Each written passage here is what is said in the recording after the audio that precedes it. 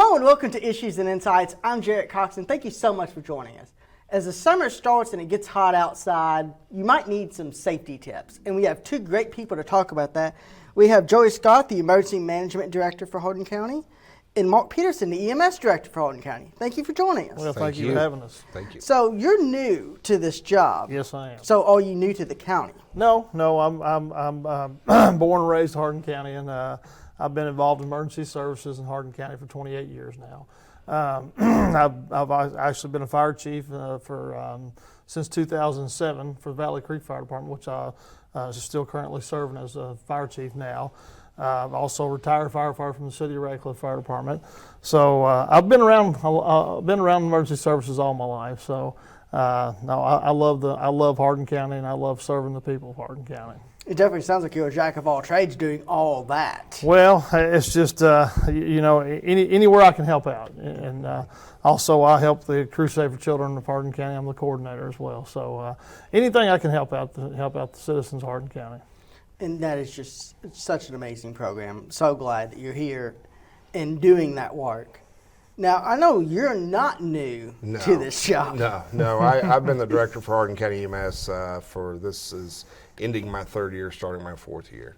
And I started with Hardin County EMS in 2008 as an EMT, and then have progressed up through the ranks over that period of time. So I'm not a Hardin County native, don't hold that against me, but I've lived in Hardin County since about 2010. Well, so. I'm not a Hardin County native either, but don't tell anybody. So, with the jobs that you all have, what is something that you deal with that ordinary people may not think of? Well, we, in my position, and we work hand in hand together. We are so blessed to have a great EMS department in Hardin County. And I want the citizens to understand that we have a top-notch EMS crew there that does a great job in all phases of the job. Basically on my position, we do missing people. Mm-hmm. I have to coordinate missing people searches. We handle any kind of inclement weather conditions, and just planning. Planning is the main thing, and resources. I have resources that other people can't get, and that's my job, is to go out and work with the county fire departments, work with the sheriff's department, EMS, and make sure logistically I get their resources for them. He's a huge asset, and you don't see him in the forefront. He's always behind the scenes, making sure that the tools that we need to do our job, whether it's fire, EMS, police, are there. For instance, the windstorm event happened a week after he started. Yeah. So, but he was able to make phone calls and get resources and help us out and get through some of the issues that came up through that event.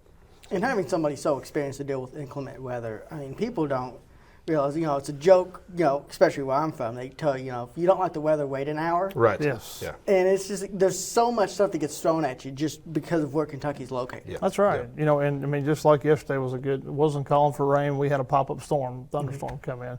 That wind event was a historical wind event. But I can tell you, I think that our 911 center handled 1,000 emergency phone calls in 1 hour.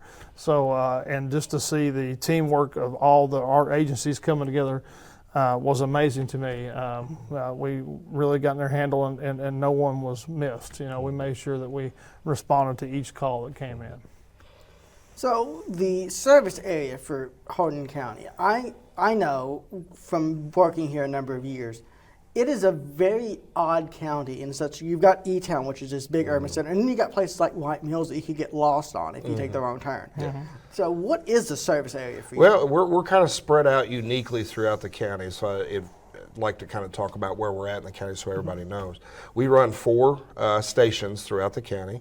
Our headquarters is here in Elizabethtown, and we're located right next to the government building.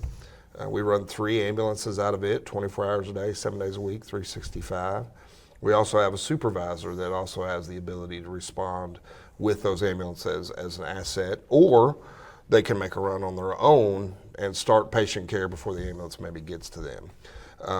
We also have a station in the Vine Grove, Radcliffe, right on the border up there, where we keep 2 24-hour ambulances and a 12-hour ambulance.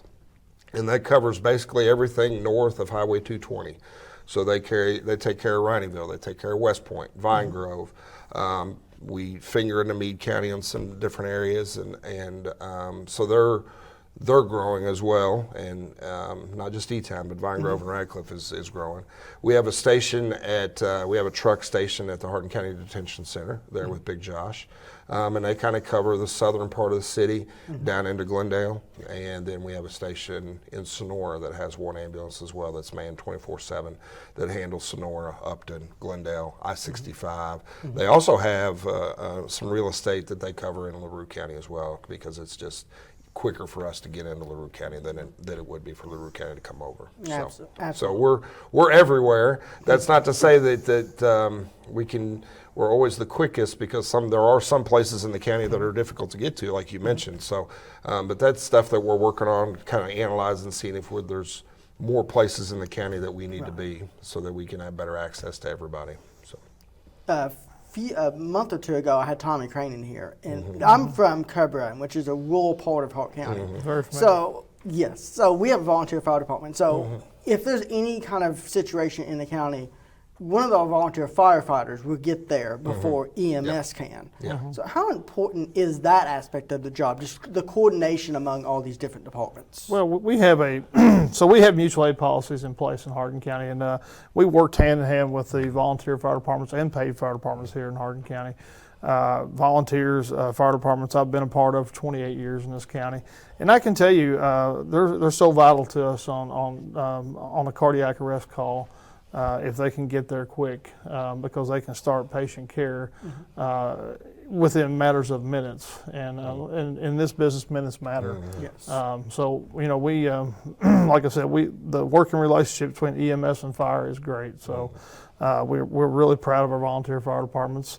But as the growth happens of Hardin County, we're going to need different needs of growing in emergency services as well. So. And that's definitely future sites of coming down the road and obviously with Blue Oval SK coming, that our population is going to get bigger and bigger and bigger. So it's very challenging times in emergency services right now. But we've got a good team to put together. So. And I think one thing, especially with this Blue Oval plant that's coming in, a lot of people don't realize just how big this area is going to be. And not just Hardin County, but every county in the surrounding. Hart County on up, it's just going to blow up in population. The whole region, yes. Yeah, and with that change, I mean, there comes needs. They're going to need police protection. They're going to need fire protection. They're going to need EMS services, and we're working diligently to make sure that we can start matching those needs. And it's not just, like I said, police. We wish everybody that came into Hardin County were going to be model citizens and wouldn't need the police, but and then you're going to have the traffic incidents. I-65 is going to be very busy, and everything that's coming into Glendale and the surrounding areas. So it's not just Glendale; it's everywhere. Like you said, I mean, Hart County, LaRue County, Grayson County, all those people are going to have some challenges going forward over the next 3 or 4 years with the influx of people and industry and all that stuff. Yeah.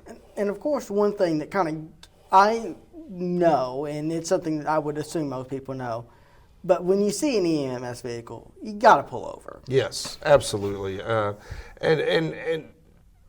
there's a lot going on. And cars today are designed not to hear. They're designed so you can't hear the outside. That's right.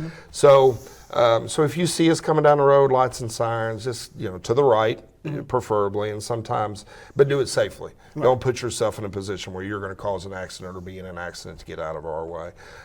There's a reason that we're running lights and sirens. That could be your loved one in the back of that ambulance getting care, or a friend or a neighbor or something like that. So, but do it safely. We want you to get out of the way, but we also don't want you to put yourself in an unsafe position either. I mean, just yesterday I was going to Sam's Club to get gas, and I saw one of your EMS guys running, and it's so. I was so happy to see people get over because as you said earlier, minutes matter. Oh That's yeah, right. absolutely. And with that being said, what are we, the third largest? Third or fourth largest ambulance service in the state. Busiest ambulance in the state of Kentucky. So I think last year we held over 20,000 calls. Yeah, we were close to 20,000 EMS runs, and so that's not all emergency runs, mind you, but that's still a lot of ambulances on the road, 24 hours a day, 7 days a week. So just be mindful of us, and we appreciate everybody yielding to us when they can, of course. And I know that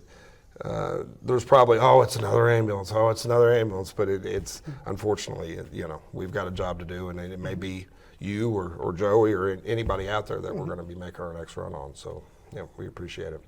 So when you think of EMS, a lot of times you think of 911. Can you touch a little bit about 911, when to call, and what to call about? Well, I mean, obviously, 911 is the emergency number. So we have a very experienced 911 staff. I can tell you second to none in Hardin County. And they are a very, very busy center. We have, I think it's around 6 dispatchers on duty at one time in the 911 center. And they also handle calls from police, fire, EMS, animal control. They actually handle 3 police agencies in there. So they're very busy. So, if you're calling 911, it's not to get a ride somewhere. It's a very, we don't need to tie up a line where a possible potential emergency could be needed. So, but just, when you call, be direct.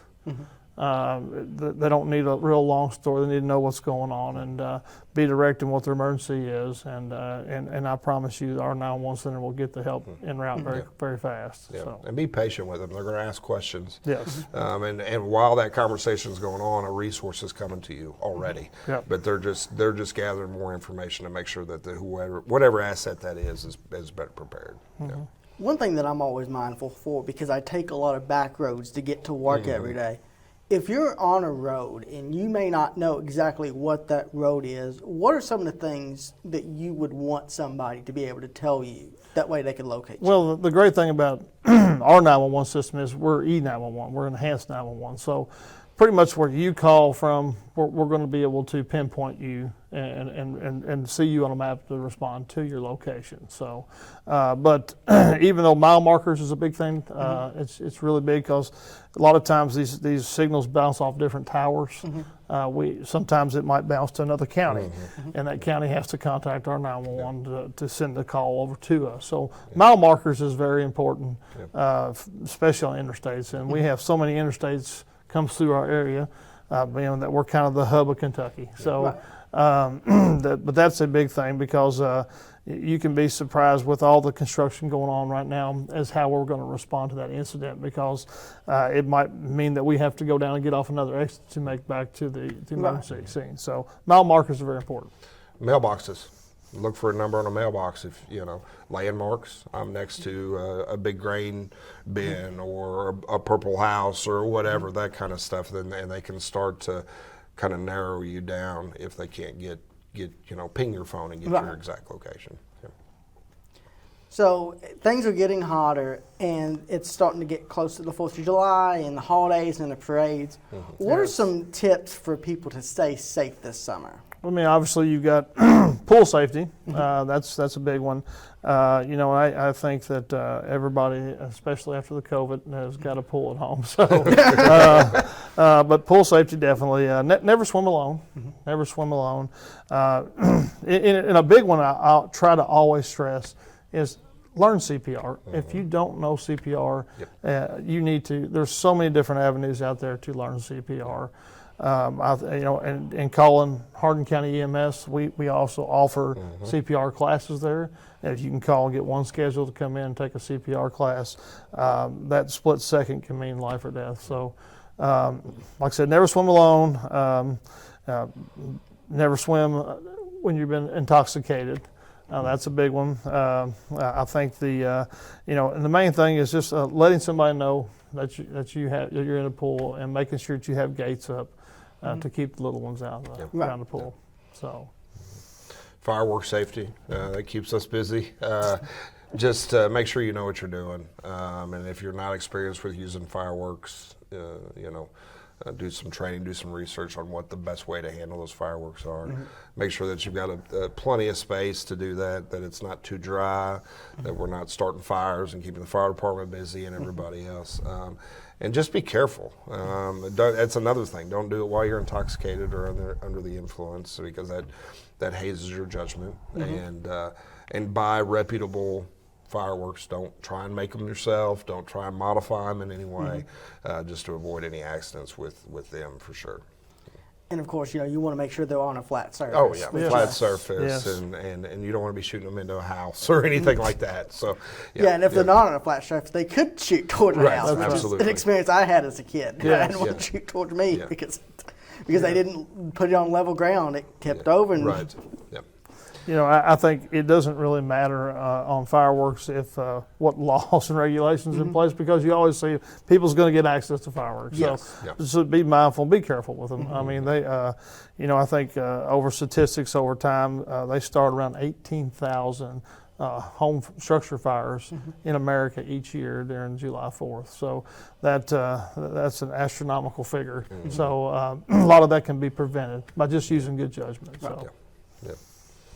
And four-wheelers, I know that's a big thing this time of year. Yeah. Yes, Yeah. that is the right now four-wheelers are just the explosion of a new hobby. You hear now they're riding razors and four-wheelers, and but being safe with that, make sure you wear your helmet.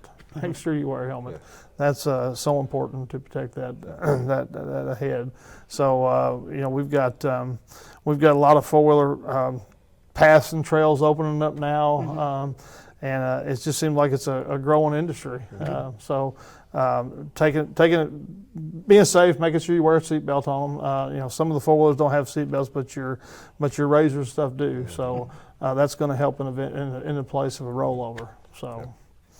I mean, and don't operate those intoxicated or impaired either. It's that just be careful, and if you don't know how to drive it, ride it, don't get on it. Yeah. I would tell that to some drivers too. But Yeah. Yeah. Very true. Very true. And along with four-wheelers and razors, I'm a new motorcycle rider. They're out in force. Yes. So make sure that you're watching for the motorcycles and giving them the space and the courtesy that they need as well on the roads. So this time of year, especially where I live, around Nolan Lake, there's a lot of boats. So what are some water safety tips for people that are on boats this time of year? Well, we have a large number of people that travels to the lakes right now, and I think the general census I'm getting is they're very crowded right now. I can tell you that. I think everybody's been cooped up for the last couple of years, and they're all trying to get to the lake, and even this early in the season they're down there. So be very mindful of your watercraft, and I would go out and get some education on it. We get a lot of new boaters that just jump right in and take off, but once again, it all kind of reverts back to alcohol and don't have alcohol in the water, because that just doesn't mix good, especially when you got people jumping off boats and swimming. But always, when you're in these lakes, you never know how deep they are. Wear a flotation device. Wear some type of flotation device when you're out in this water. I think that there's been numerous amounts of drownings already this year in our local lakes. Just in Campbellsville, I think they've worked 3 in the last week. So it's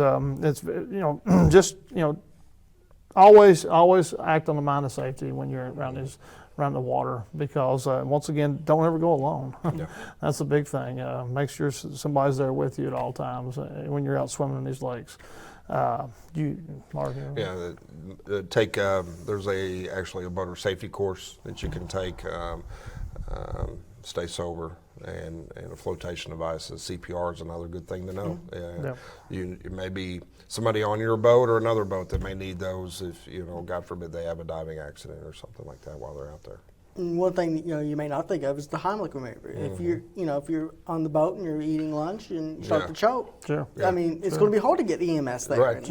Sure. Because I mean, you're very isolated out there on the water. But and not just lakes. We have a unique river system here in Hardin County, the Nolan River, that a lot of people come from outside and they come down to go kayaking. They go, they take flotation devices and float down the river. And we've actually made a couple of responses down there already this year. I think just if you don't know the area, do a little research on it before you come and get on that river, because it's a very large area and a very heavily traveled river as well. Right. And with that, let somebody know that you're out, and when do you anticipate, that you're going to be getting off the river and all that, so that they can kind of expect you. And if something does, if you're an hour late or whatever, they know hey, maybe something has happened, and we need to get some people involved to find them and make sure they're okay. Yep. In this time of year, there's usually parades. We got the Houghton Festival coming up. You've got events that are outside, like Blues and Barbecues, Bourbon and Blazer is coming up. What are some tips for people that are going to be outside for an extended period of time? Hydration. That's water, right. water. Yes, alcohol has water in it, but it's not the right kind of water. You just stay hydrated. Watch yourself in the sun. Make sure you're wearing sunscreen, comfortable shoes. But hydration, that's the most important. Make sure that you're drinking plenty of water. And if you do decide that you're going to enjoy an adult beverage, then make sure that waters follows it and is before you take that drink, so that kind of help balance some of those things out. So. Yes, and the large crowds, and just make sure we're paying close attention at all times, because I think the Heartland Festival Parade is very large, very large parade, and I'm so glad that it's coming back and everything's up and going again. So, but yes, just anytime you associate a parade in Kentucky, you associate it with hot heat and temperature. So, just being mindful of heat strokes and heat exhaustion. So, this has been EMS week, this past week. And first of all, thank you for everything that you do. Thank you. So, is there any kind of highlights that you want to touch on about either your team or some of the other things you've seen in the community?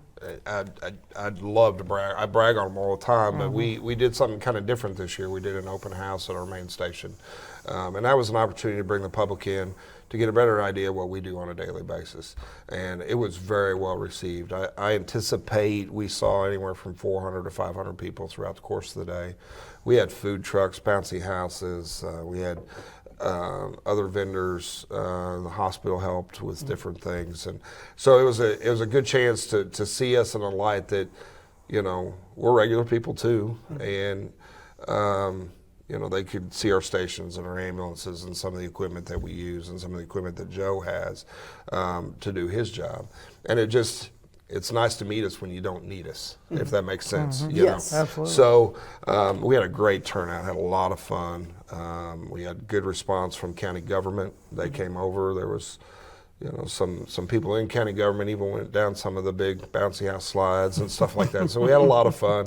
Please tell me there's a photo of Big Josh on it. Well, Big Josh, I don't believe made it on there, but Judge Tall and some of the magistrates and stuff came and had a good time and good food. It's something that I wasn't sure how it was going to go, and the community came out and really showed their appreciation for us. So it's something we hope to maintain. But we've got a wonderful group of people that are dedicated to this county, and it's interesting to me because there's a lot of people that work for us don't even live in Hardin County, but they come over here day in and day out and serve the citizens of Hardin County like it's their home, and very proud of that these guys love these people, they love this community, they love taking care of them, and we're the best in around as far as I'm concerned. We're the best in the business. So.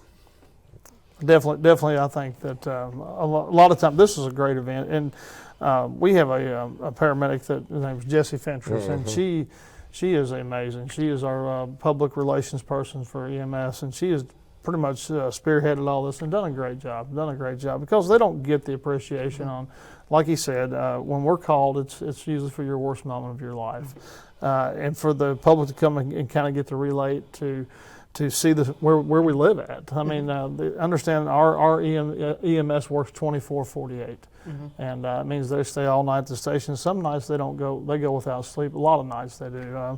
You're looking at sometimes we're seeing over 90 to 100 calls a shift, which is crazy to think about it. That's a lot of tireless hours. So, very, very proud of our EMS service. Very, very proud of them. One thing I wanted to circle back on before we close, you mentioned CPR classes Yes. earlier. Can you touch a little bit more about that, how big groups that you have and how they would go about taking it? Sure. We can do it for the individual or a church group, a scout group, and they can just call our office, 270-769-3014.